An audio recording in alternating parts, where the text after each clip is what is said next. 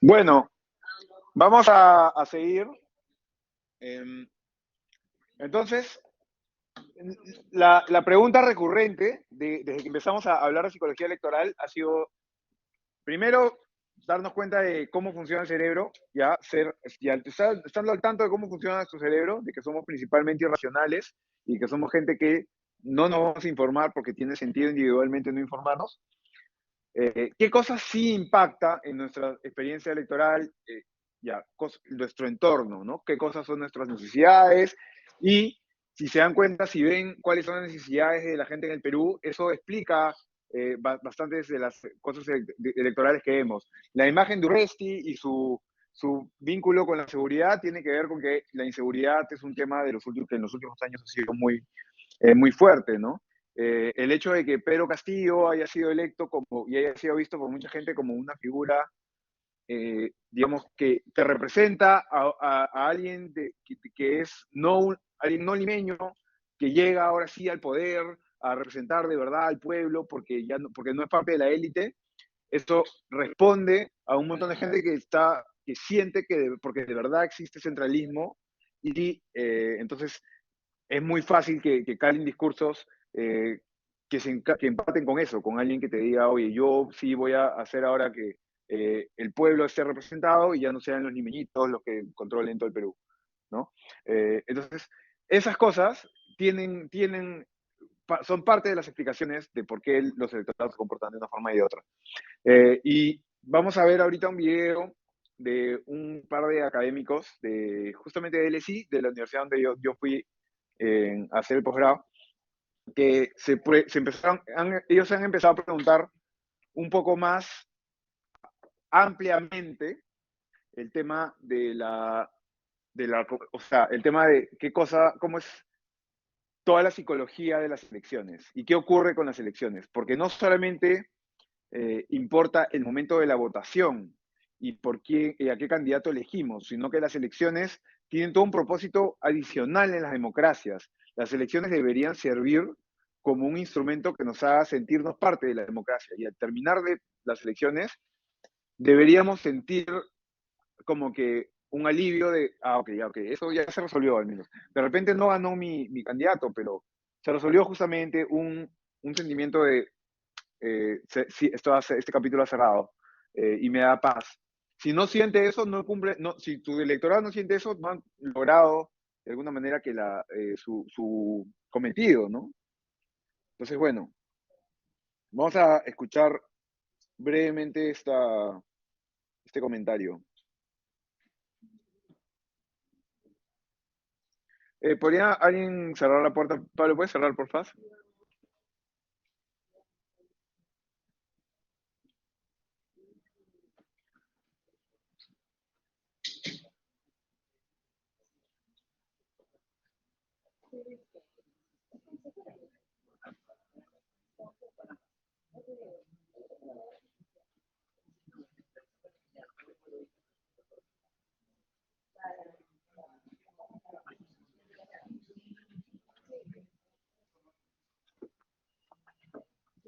Ay, escucha, a veces me pasa eso de...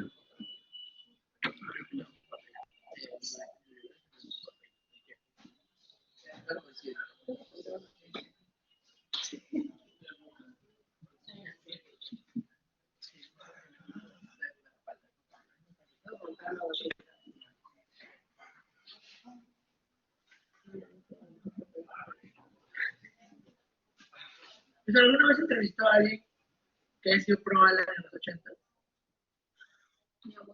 ¿Pro Alan en los 80s? Porque, o sea, porque ya no lo son. Eh, O sea, que a pesar de la crisis se apoyaba a Alan García. no que hoy lo defienda todavía. Digamos, incluso la gente que lo apoyó en ese momento, ahora normalmente te dice, pero se equivocó en esto y el error fue este.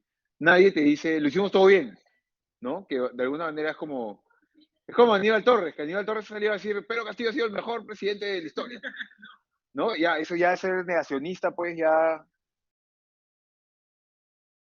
máximo. Entonces, alguien equivalente a él no he visto de Alan. Por lo menos te reconocen que los errores fueron uno u otro, ¿no? Sí, sí, lo conozco. Sí,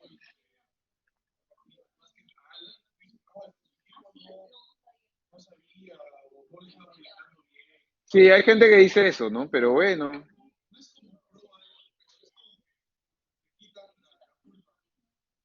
claro, pero esa misma gente tú le preguntas por lo que salió bien del 2006 y todos se lo adjudican a Alan. Y, claro, Porque lo como cerebro. sí, me equivoqué, yo quería poner Spanish. Ah, una pista así que esa elección, la siguiente de la Claro. como sería como será ahí. Eh, Pero digo, cuéntame, la tercera puerta, pues, ¿no? sí, sí, sí. Hubo. Imagínate, Pero bueno. Ok, ya voy a poner el video, ya están los subtítulos. Así que chequen, chequen.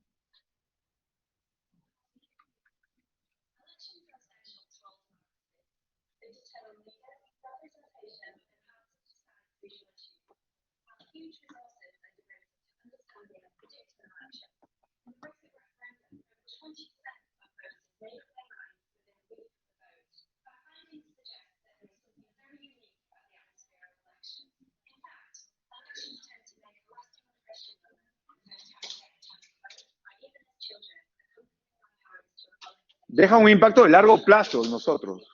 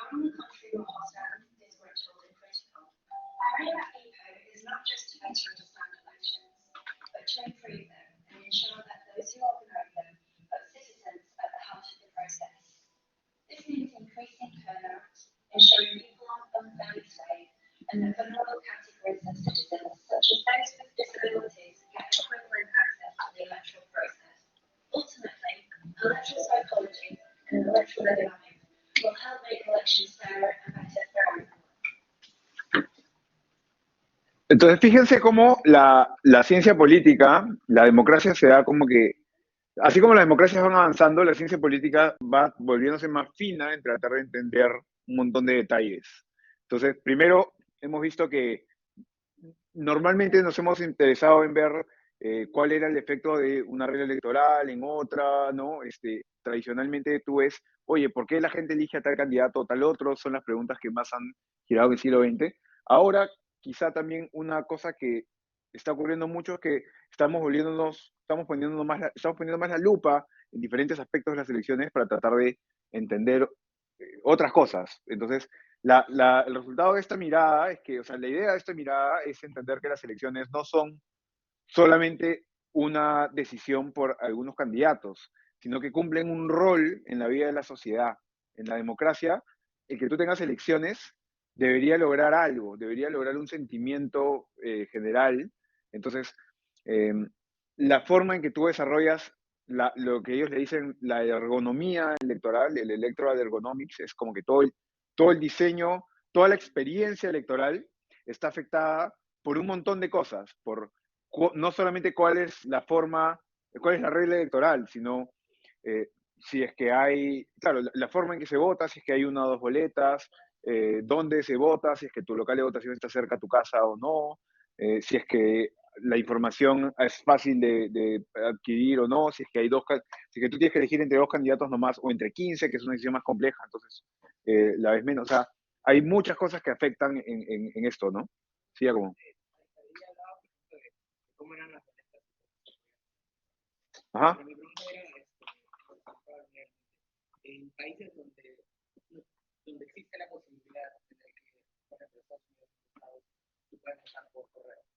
Ajá. ¿Tiene alguna implicancia bueno, igual considerando solamente poniendo como diferencia eso se ha hablado sobre si puede cambiar algo o cuál es la Sí hay impactos entre el comportamiento de la gente, digamos, normalmente el comportamiento de la gente que vota por correo no es exactamente igual que el comportamiento del resto del electorado. Y mira, justamente ellos sí se preguntan, vamos a mostrar en un toque un gráfico que muestra un poco eso, ¿ya? Este es el libro de Inside the Mind of a Voter, que es el mismo que hablaba eh, le voy a poner un pin a lo que me has dicho para comentarlo en un toque.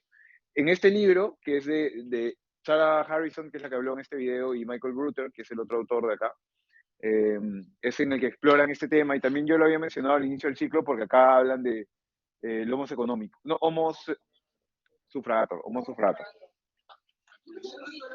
Es que homos económicos es otro concepto, sí, está vinculado con otras cosas. Entonces, claro, ¿qué se preguntan? ¿Cuál es el rol de las elecciones?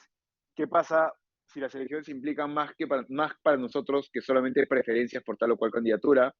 Entonces se preguntan por la experiencia electoral, cuál es la conducta electoral de la gente, el concepto de resolución electoral, que es si es que tú sientes que ha habido una resolución al final de las elecciones o no. Después del 2021 probablemente muchos no sintieron resolución, pero lo ideal es que sí se sienta algo así como que alguna vez han estado con un grupo de amigos decidiendo qué pedir de comer o a dónde ir a comer y no se ponen de acuerdo, pero en algún momento dicen ya, vamos a votar y dicen ya, ok, gana uno y entonces sienten ya, ok, ya por lo menos se resolvió.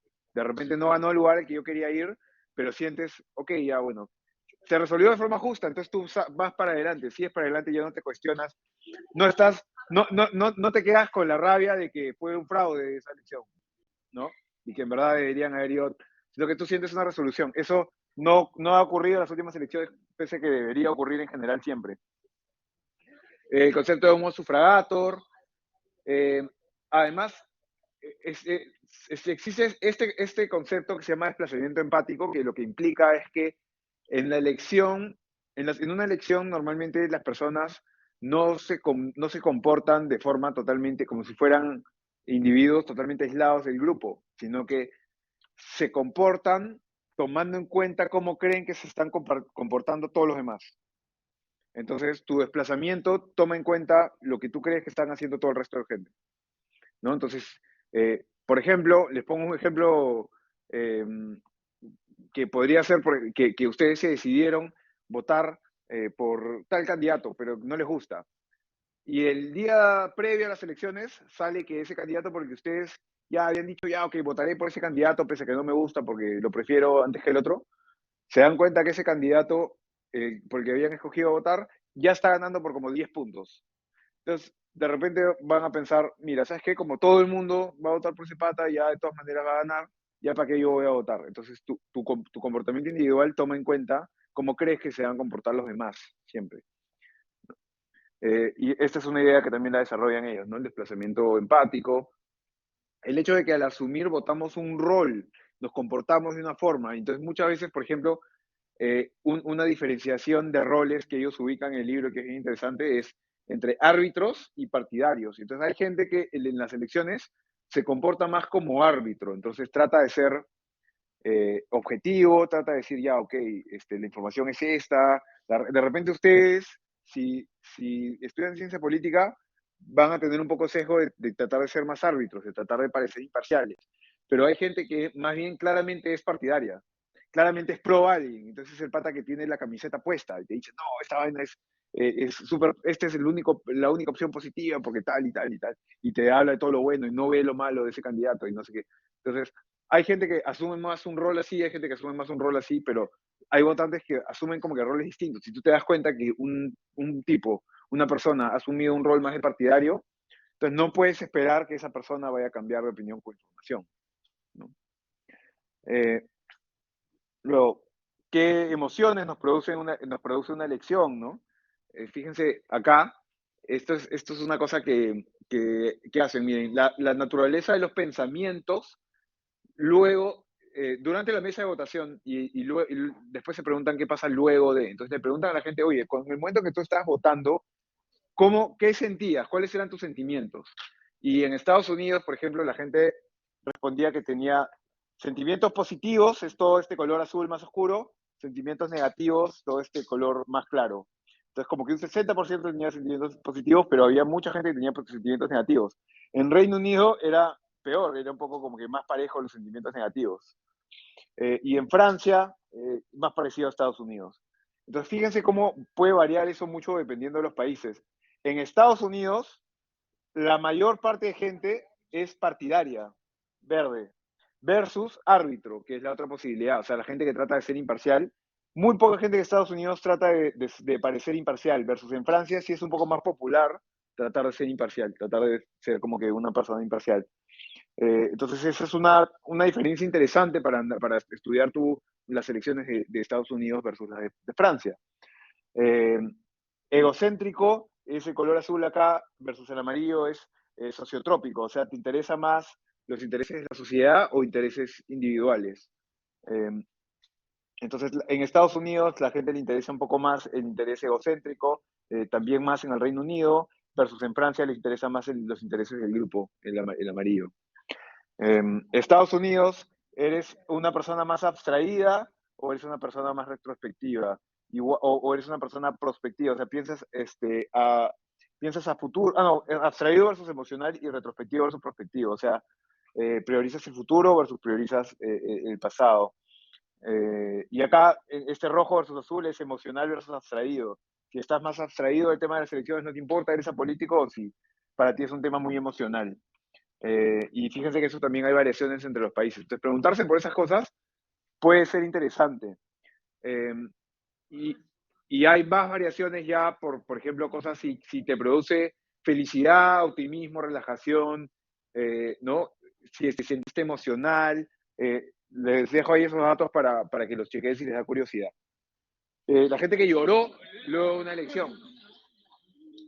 Eh, este es un dato, claro, que, o sea, puede dar un poco de risa, pero en verdad es preocupante si tú tienes o sea, si tú tienes un 45% de gente que literalmente lloró después de la elección, esa no es una democracia saludable, ¿no? Ahí no hay resolución electoral. Es una relación tóxica, es una democracia tóxica.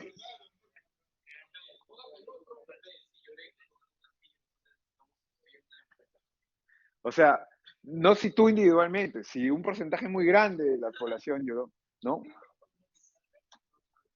Pero bueno, eh, el, el hecho del tiempo también que se demoran en el tipo según el tipo de boleta, ¿no? Acá volvemos a lo que estaba comentando ya, como el tipo de boleta puede influir en cuánto te demoras en votar. Obviamente, si es que acá ponen además voto rankeado, puede subir más, ¿no? Eh, Fíjense, además que también, por ejemplo, esto es lo que tú preguntabas, en la diferencia de votos por los partidos, votos por partidos de derecha extrema, eh, diferenciados entre la gente que votó en el centro de votación versus votos postales. ¿Ya? Entonces hay más, o sea, hay más gente favorecida más, de alguna manera, el voto de extrema derecha cuando iba que en el voto postal. Sí. Entonces la gente de mayor de 65 que iba a votar estaba votando por este tipo de partidos. probablemente entonces era gente que estaba votando también por temas más identitarios, más emocionales. Y la gente que no, si no te es tan importante para ti eso, no votas. Si es voluntario, ¿no? Pero entonces, ese tipo de cosas sí, sí pueden haber diferencias, como ves, ahí. Y también, por ejemplo, acá, la, qué tanto tú estás de acuerdo con este sentimiento de resolución electoral que les comentaba, ¿no? Eso puede variar respecto de si votaste por un voto postal o si fuiste a votar presencialmente. El voto presencial te suele dar mejor resolución electoral. ¿Por qué? Todavía no lo terminamos de entender, pero es bien interesante eso. ¿Ah? Eh, el hecho de que tú te sientas que tú te sentiste parte de un proceso que salió bien y fue justo, más allá de si ganó tu candidato o no. Sí, probablemente hay un poco de, o sea, probablemente yo creo que hay un poco de sesgo de que si es que tú mandaste tu voto por correo y no ganó tu candidato, puedes sospechar un poco más, ¿no? Pero bueno, ese tipo de cosas justamente hay que preguntarnos, ¿no? ¿Qué emociones sintieron ustedes en el 2021? ¿No? En las dos, en las dos. O sea, sintieron resolución electoral. Tú te querías ir del país. Pero no se dieron cuenta, era un ambiente súper tóxico, ¿no? Porque era un ambiente en el que tú, de verdad que no podías, yo tengo mi grupo de amigos del cole, por ejemplo, y cuando yo les decía, oye, eso que has pasado es falso, es que tú eres un comunista. Y era gente que me había conocido toda la vida, ¿no? Eh, y en realidad se volvió así súper fuerte, ¿no? Alguien sintió, o sea, alguien sintió que, o sea, se volvió una campaña bien emocional, o sea, que la gente, que los sentimientos están a flor de piel en este momento.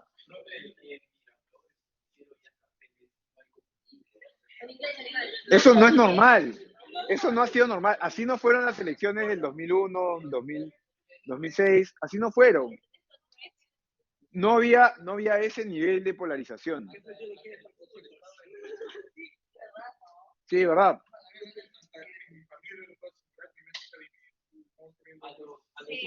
Mire, y tanto así que hoy en día, tanto así que se volvió regla para muchas familias o para grupos de amigos no hablar de política, ¿no? Ya, no, mejor no hablemos de política, ¿sabes qué?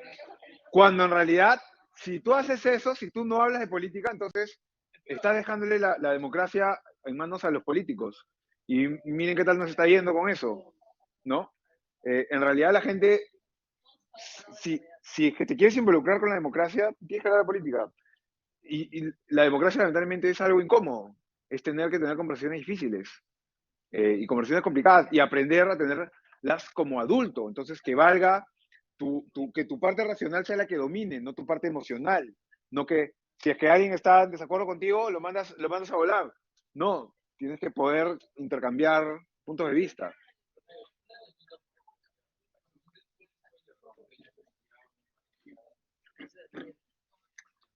López Aliaga, mm,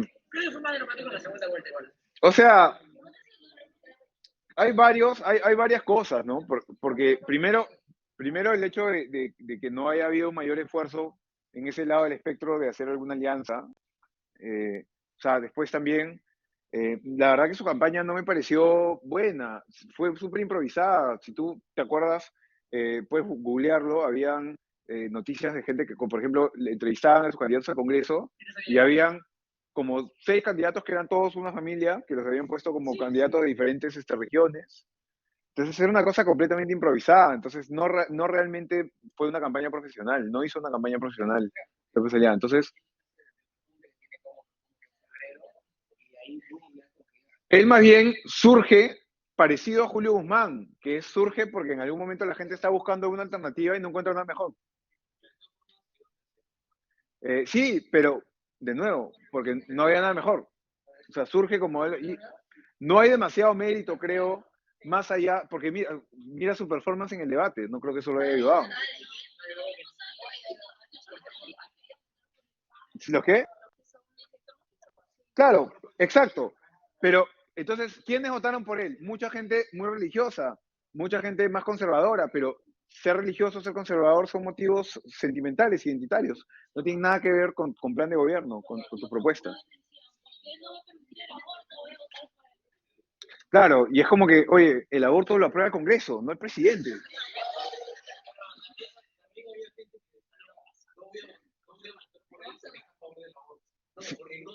Sí, sí, sí. Hay de todo. Entonces, justamente te das cuenta que la gente, por un lado, no se informa de quién diablos es el que tiene que aprobar el aborto, y tampoco se informan tampoco se informan de cuál es la posibilidad. Es un voto más irracional. En realidad, lo que están diciendo allí, cuando te están diciendo eso, es que te están diciendo yo estoy a favor del aborto o yo estoy en contra del aborto. Y eso muchas veces es parte de tu identidad. Entonces, eh, no quieres votar por López Aliaga si es que crees que eso va a ir en contra de tu identidad, que es ser alguien que está o a favor o en contra del aborto. Eh, entonces eso impacta. Eh, Fíjense que el resultado de segunda vuelta, ¿qué sentimiento genera? Preocupación, esperanza, 16%.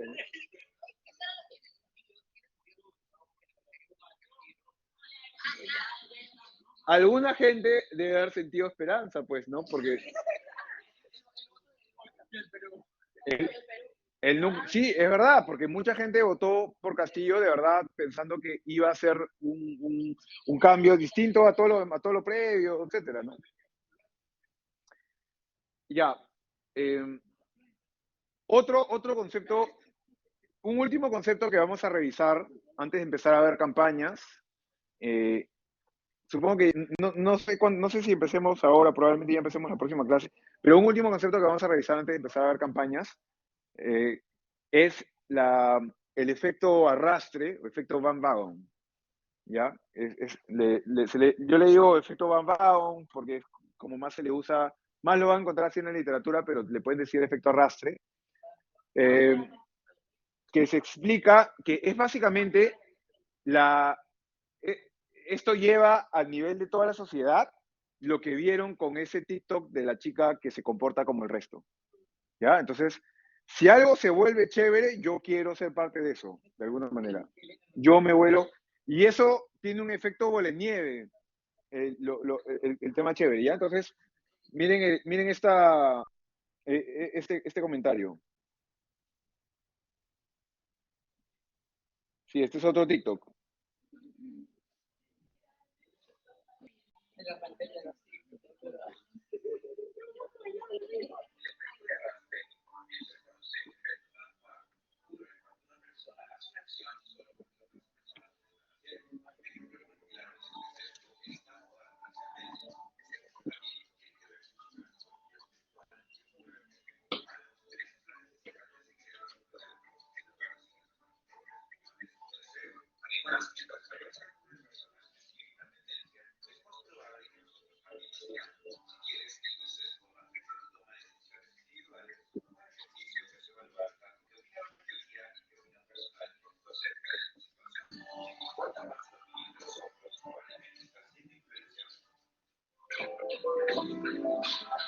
Sí, escúchenme, si ustedes llegan, imagínense, recuerden, teletransporte es el primer día de clases en UPC, ¿ya?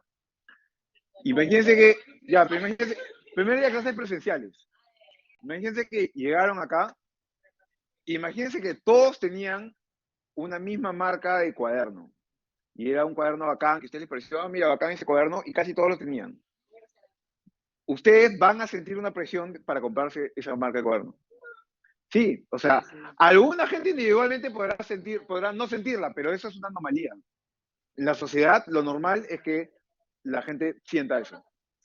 Eh, que sientas una voluntad de ser parte de eso. Por eso todo el mundo quiere la marca que todo el mundo está usando, o la marca que está usando el famoso, o por eso sale Shakira tomando su Pepsi y te dice, toma Pepsi, porque Shakira toma Pepsi. Y la gente, ah, ya estás tomando Pepsi.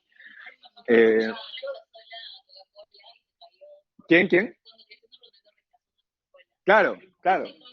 Se cayó la acción de la Coca-Cola. Sí, claro, claro. Yo creo que dejé de tomar Coca-Cola como una semana. Eh, claro, digamos, hay ese efecto, ¿no? Y es totalmente irracional, pero esto es lo que explica, este efecto arrastre es lo que explica los crecimientos de corto plazo, los candidatos que crecen rápido. Entonces vamos a hablar, la próxima semana vamos a ver varios ejemplos, porque ya vamos a hacer varios análisis de campañas específicas de candidatos que crecen rápido, y eso es un crecimiento por efecto arrastre. No es lo mismo que alguien que es popular durante mucho tiempo, como yo les dije que era Keiko Fujimori en el 2016, o sea, ahorita el apoyo a Donald Trump es un apoyo de gente que ya sabe quién es Donald Trump, ya lo conoce. No es que va a salir un escándalo y la gente va a decir, ¡Ah! Donald Trump es capaz de hacer eso. No, pues, no, ya, claramente el apoyo que tiene es un apoyo sólido. En cambio, el apoyo que tiene Julio Guzmán cuando acaba de aparecer y acaba de crecer, o el apoyo que tiene Forsyth cuando es la novedad en las elecciones, son apoyos instantáneos, apoyos que tienen que ver con este efecto arrastre. Y ese tipo de apoyo es un apoyo más frágil, es un apoyo que se puede caer. Ese tipo de apoyo con el que ganó Castillo y con el que ganó Fujimori, porque si te sale al final, ganas, pero tienes que tener suerte de que seas el que puedes crecer por arrastre al final. Y es diferente el crecimiento por arrastre que el crecimiento orgánico como ya sustentado, ¿no? Y fuerte. Sí, Diego.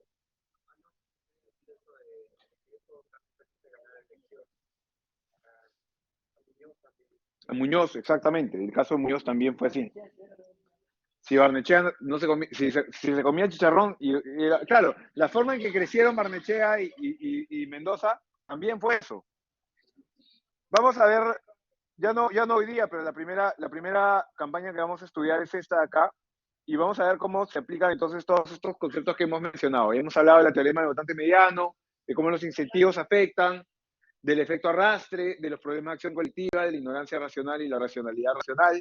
Entonces, todos estos temas que los hemos mencionado como conceptos que están vinculados con la psicología electoral, eh, vamos a ver cómo es que impactan en las campañas en específico, ¿no? Y la primera campaña que vamos a estudiar es esta de Vargas Llosa. Eh, Les sugeriría, voy a subir de una vez el PPT con, digamos que las cosas hasta acá, para que vayan leyendo por lo menos estas tres cosas si quieren.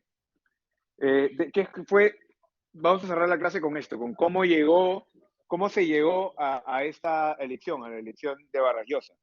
Entonces, eh, llegamos después de una década en la que pasó lo que acabamos de ver que había pasado, toda la inflación, el terrorismo, todo eso, cómo había comenzado con la elección del 80, que empezó en realidad en el 78 con lo de la Asamblea Constituyente, ¿no? Pero Belaúnde leyó bien que lo que más le convenía para retornar al gobierno era mantenerse alejado lo más posible del impopular gobierno militar. Entonces Belaúnde fue la opción, se vendió como la opción democrática, la opción que la opción que era la oposición a lo militar. Y como lo militar ya era algo muy popular, muy impopular en ese momento para mucha gente, querían un gobierno civil, entonces logró representar eso. Y además querían un gobierno civil mucha gente quería un gobierno civil que no sea del APRA, ¿no? Porque porque los ampistas ya eran otro tema también. Eh, Era la última oportunidad para que Aya de la Torre pueda llegar a la presidencia, pero bueno, en realidad Aya de la Torre llega a ser presidente de la Asamblea Constituyente de ese momento, pero poco después fallece, entonces ya no llega a la elección del 80.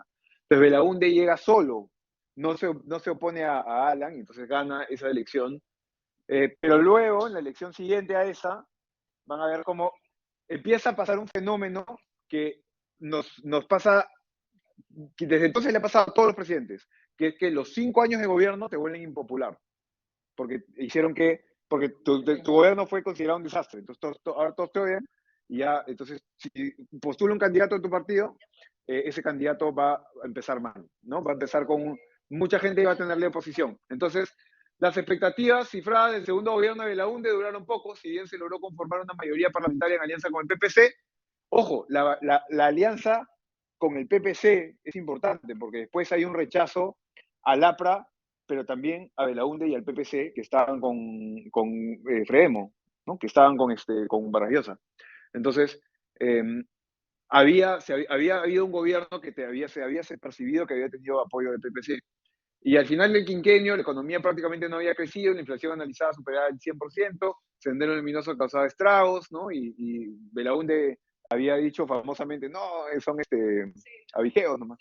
Pero bueno, eso lo había dicho antes en realidad. Pero la cosa es que eh, no le había ido bien deteniendo ese tipo de problemas. Y entonces el principal líder de oposición en ese momento fue Alan García, que como un opositor a Belaúnde, además hay un tema emocional muy importante, que había fallecido de la Torre, tiempo antes se sentía que nunca había ganado el APRA, entonces ya le tocaba un momento histórico, ¿no? Ellos sí son los de verdad. La opción democrática que no es Belaúnde, ya, Alan. Y así es que llegamos a la elección del 90, ¿no? Pero Alan, bueno, vamos a ver que le pasa lo mismo, pierde su popularidad en ese momento. ¿Y cómo es que nace Vargas Llosa? Como un opositor a Alan, un opositor a una política específica de Alan, que fue la estatización de la banca, el problema de estatización de la banca. Entonces, con esto vamos a empezar la próxima clase, que es el inicio de la campaña del 90. Así que si quieren pueden revisar algo alrededor, si tienen el libro o ese de ahí, que pueden acceder a eso desde la biblioteca, le pueden dar una mirada, o también si tienen el pez en el agua, ahí lo cuentan con todo detalle. Sí, sí. De hecho, hay varios textos importantes que mencionan esta campaña, pero pueden revisar algo alrededor de esto para poder participar al inicio, porque vamos a empezar viendo esta campaña. También está este paper, miren. Ya, voy a cortar el PPT, pero lo voy a colgar hasta esta diapositiva, ¿ya? Hasta esta de acá, que dice Fujimori 100%, no, 1990 upset victory.